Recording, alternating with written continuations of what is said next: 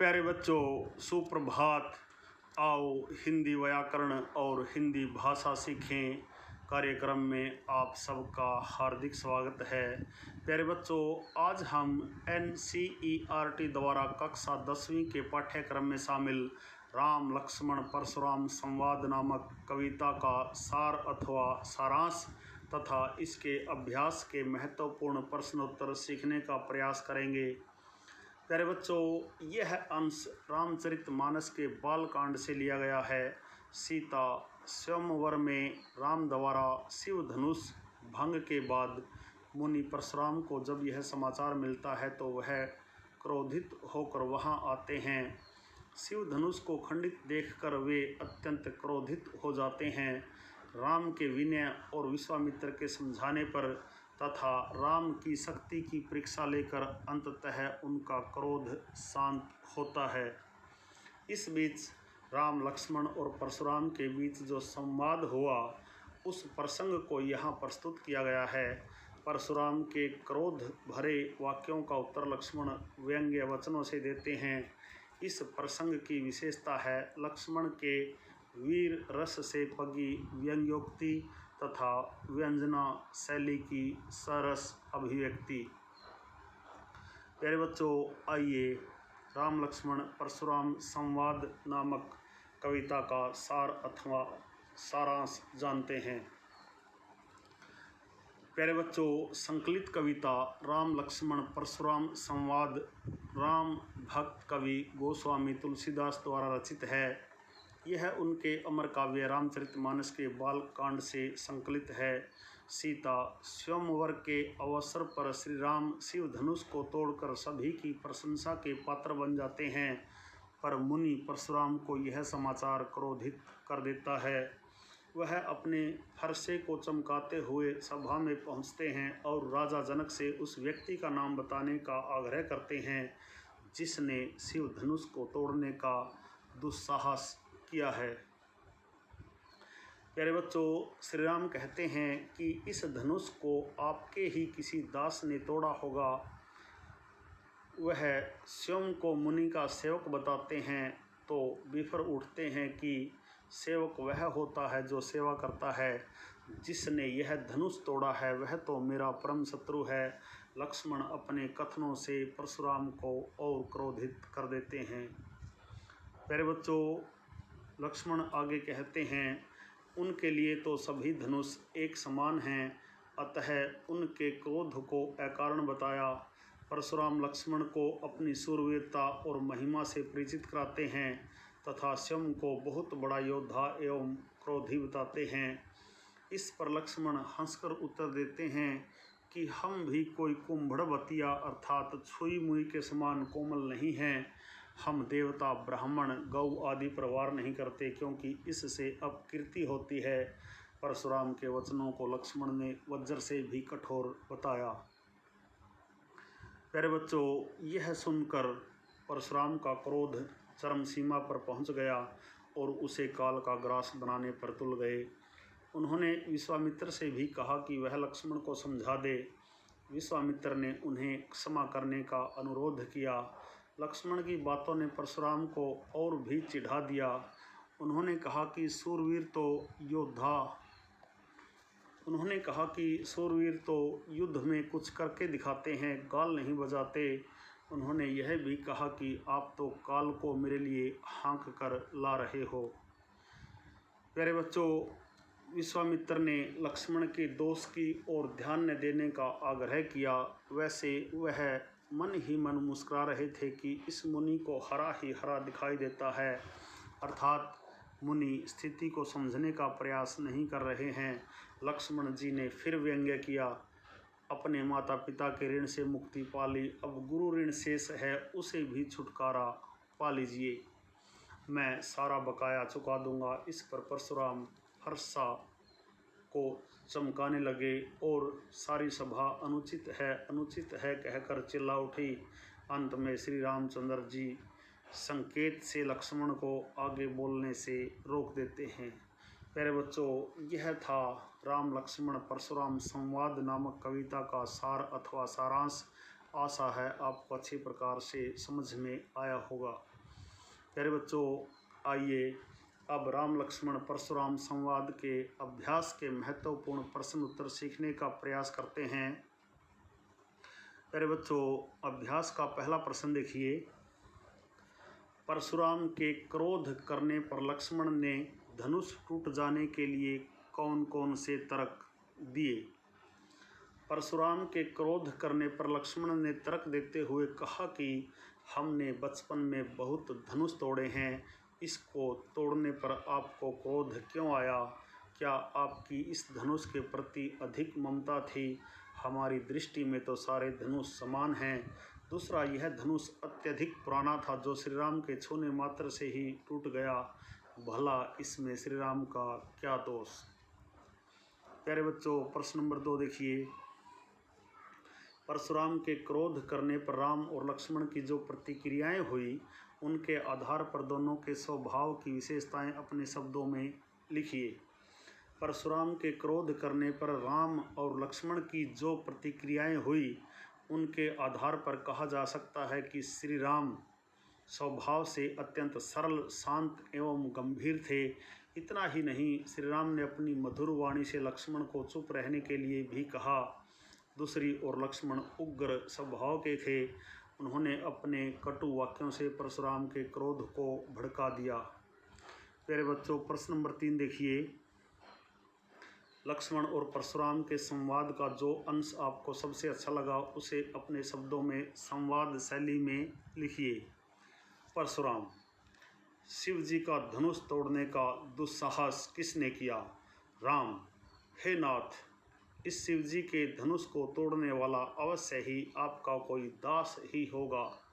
परशुराम फिर कहते हैं, सेवक वह होता है जो सेवा का कार्य करे, किंतु जो सेवक शत्रु के समान व्यवहार करे, उससे तो लड़ना पड़ेगा। जिसने भी धनुष तोड़ा है वह मेरे लिए दुश्मन है और तुरंत सभा से बाहर चला जाए, अन्यथा यहाँ उपस्थित सभी राजा मारे जाएंगे। प्यारे बच्चों, प्रश्न नंबर 4 देखिए। परशुराम ने अपने विषय में सभा में क्या क्या कहा, निम्न पद्यांश के आधार पर लिखिए। परशुराम जी कहते हैं, बाल ब्रह्मचारी अति को ही, विश्व विदित क्षत्रिय कुलद्रोही, भुज बल भूमि भूप बिनु किन्ही, विपुल बार मही देवन दिन्ही, सहस बाहु भुज छेद निहारा, परशु बिलोकु महिप कुमारा, मातु पितहि जनी सोच बस करसी महिष किशोर, गर्भन के अर्भक दलन परशु मोर अति घोर। प्यारे बच्चों, परशुराम जी कहते हैं, मैं बाल ब्रह्मचारी हूँ और सारा संसार मुझे क्षत्रिय कुल के विनाशक के रूप में जानता है। मैंने अपने भुज बल से इस पृथ्वी को कई बार क्षत्रियों से विहीन कर दिया था और मुझे भगवान शिव का वरदान प्राप्त है। मैंने सहस्र बाहु को बुरी तरह से मारा था। मेरे फरसे को गौर से देख लो। तुमने तो अपने व्यवहार से उस गति को पहुंच जाओगे जिससे तुम्हारे माता पिता को असहनीय पीड़ा होगी। मेरे फरसे की गर्जना सुनकर ही गर्भवती स्त्रियों का गर्भपात हो जाता है। प्यारे बच्चों, इस उत्तर को एक बार फिर समझ लीजिए। परशुराम जी कहते हैं, मैं बाल ब्रह्मचारी हूँ और सारा संसार मुझे क्षत्रिय कुल के विनाशक के रूप में जानता है। मैंने अपने भुज बल से इस पृथ्वी को कई बार क्षत्रियों से विहीन कर दिया था और मुझे भगवान शिव का वरदान प्राप्त है। मैंने सहस्र बाहु को बुरी तरह से मारा था। मेरे फरसे को गौर से देख लो। तुम तो अपने व्यवहार से उस गति को पहुंच जाओगे जिससे तुम्हारे माता पिता को असहनीय पीड़ा होगी। मेरे फरसे की गर्जना सुनकर ही गर्भवती स्त्रियों का गर्भपात हो जाता है। प्यारे बच्चों, हमने इस कविता के सभी पद्यांशों की सप्रसंग व्याख्या पर आधारित एक और वीडियो पहले बनाया है। आप यदि पूरी कविता की सप्रसंग व्याख्या जानना चाहते हैं तो कक्षा 10वीं के जो प्लेलिस्ट है उसके अंदर जाकर आप इस कविता की सप्रसंग व्याख्या सीख सकते हैं। प्रश्न नंबर 5 देखिए, लक्ष्मण ने वीर योद्धा की क्या क्या विशेषताएं बताई हैं। लक्ष्मण ने वीर योद्धा की क्या क्या विशेषताएं बताई हैं। लक्ष्मण ने वीर योद्धा की निम्नलिखित विशेषताएं बताई हैं। नंबर 1, वीर योद्धा रणभूमि में वीरता दिखाता है, अपना गुणगान नहीं करता। कायर ही अपनी शक्ति की डींगें हाँकता है। युद्ध भूमि में वीरों की वीरता ही उनकी प्रसिद्धि का आधार होती है। प्यारे बच्चों, प्रश्न नंबर 6 देखिए, साहस और शक्ति के साथ विनम्रता हो तो बेहतर है। इस कथन पर अपने विचार लिखिए। प्यारे बच्चों, शास्त्र में कहा गया है कि विनम्रता सदा पुरुषों को शोभा देती है। कमज़ोर और कायर व्यक्ति का विनम्र होना उनका गुण नहीं अपितु उनकी मजबूरी है, क्योंकि वह किसी को हानि नहीं पहुंचा सकता। दूसरी ओर जब कोई शक्तिशाली व्यक्ति दीन दुखियों की सहायता करता है अथवा उनका सम्मान करता है तो वह उसका गुण महान बन जाता है। प्यारे बच्चों, प्रश्न नंबर 7 देखिए, भाव स्पष्ट कीजिए। पहला देखिए, बिहसी लखनऊ बोले मृदुबानी, अहो मुनिसु महाभट मानी, पुन्ही पुन्ही मोही देखाव कुठारू, चहत उड़ावन फुंकी मारू। प्यारे बच्चों, बिहसी लखनऊ बोले मृदुबानी, इस पर लक्ष्मण हंसकर और थोड़े प्यार से कहते हैं कि मैं जानता हूँ एक महान योद्धा हैं।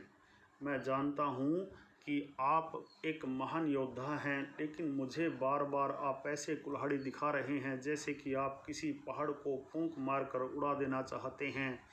ऐसा कहकर लक्ष्मण एक ओर तो परशुराम का गुस्सा बढ़ा रहे हैं और शायद दूसरी ओर उनकी आंखों पर से पर्दा हटाना चाह रहे हैं। दूसरा देखिए, यहाँ कुंभड़ बतिया कोऊ नाही, जो तर्जनी देखी मरी जाही, देखी कुठारू सरासन बाना, मैं कछु कहा सहित अभिमाना। प्यारे बच्चों, यहाँ लक्ष्मण जी कहते हैं, मैं कोई कुंभड़े की बतिया नहीं हूँ, अर्थात मैं कोई छुई मुई का पौधा नहीं हूँ जो तर्जनी अंगुली दिखाने से ही कुम्भला जाता है। मैंने तो कोई भी बात ऐसी नहीं कही जिसमें अभिमान दिखता हो, फिर भी आप बिना बात के ही कुल्हाड़ी की तरह अपनी जुबान चला रहे हैं।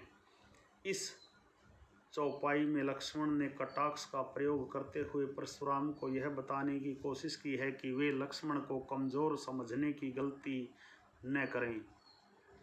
प्यारे बच्चों, तीसरा देखिए, गाधी सुनु कह हृदय हसी, मुनि ही हरिय हरे सूझ, अयमय खांड न उखमय, अझू न बूझ अभूझ।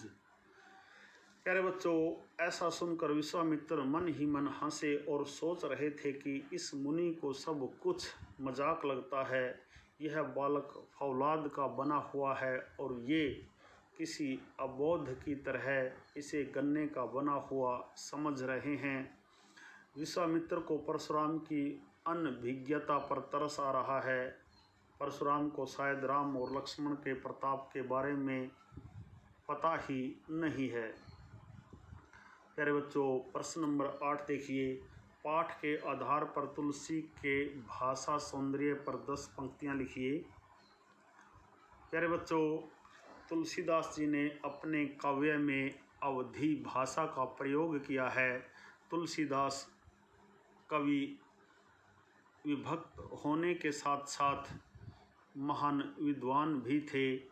उनकी काव्य रचना व्याकरण की दृष्टि से शुद्ध एवं सफल है। उन्होंने तत्सम शब्दों के साथ साथ तद्भव शब्दों का भी प्रयोग किया है। लोक प्रचलित मुहावरे और लोकोक्तियों का प्रयोग देखते ही बनता है। प्यारे बच्चों, प्रश्न नंबर 9 देखिए, इस पूरे प्रसंग में व्यंग्य का अनूठा सौंदर्य है, उदाहरण के साथ स्पष्ट कीजिए। प्रस्तुत पदों के अध्ययन से पता चलता है कि लक्ष्मण के कथन में गहरा व्यंग्य छिपा हुआ है। लक्ष्मण परशुराम से कहते हैं कि श्री राम ने इस धनुष को छुआ ही था कि यह टूट गया। परशुराम की डिंगों को सुनकर लक्ष्मण पुनः कहते हैं कि हे मुनि, आप अपने आप को एक बड़ा योद्धा समझते हैं और फूंक मारकर पहाड़ उड़ाना चाहते हैं। हम भी कोई छुई मुई के पेड़ नहीं हैं जो अंगुली के इशारे से मुरझा जाएं। आपने धनुष बाण व्यर्थ ही धारण किए हुए हैं, क्योंकि आपका एक वचन ही करोड़ों वज्रों के समान है। प्यारे बच्चों, प्रश्न नंबर 10 देखिए। निम्नलिखित पंक्तियों में प्रयुक्त अलंकार पहचान कर लिखिए। प्यारे बच्चों, अलंकार पर आधारित हमने अनेक वीडियो हिंदी व्याकरण और हिंदी भाषा नामक प्लेलिस्ट में बनाए हैं। आप वहां से अलंकार यदि सीखना चाहते हैं तो उन वीडियो को ध्यानपूर्वक देख लीजिए। प्यारे बच्चों, अलंकार का शाब्दिक अर्थ होता है आभूषण और गहना। आभूषण या गहना। देखिए प्रस्तुत पंक्ति में कौन सा अलंकार है। बालकू बोली बधऊ नहीं तो ही। प्यारे बच्चों, इस पंक्ति में बालकू बोली बधऊ में बै वर्ण का प्रयोग बार बार हुआ है, इसलिए यहाँ अनुप्रास अलंकार है। कोटि कुलिस सम वचनु तुम्हारा। इस पंक्ति में कै वर्ण का बार बार प्रयोग हुआ है, इसलिए यहाँ अनुप्रास अलंकार है।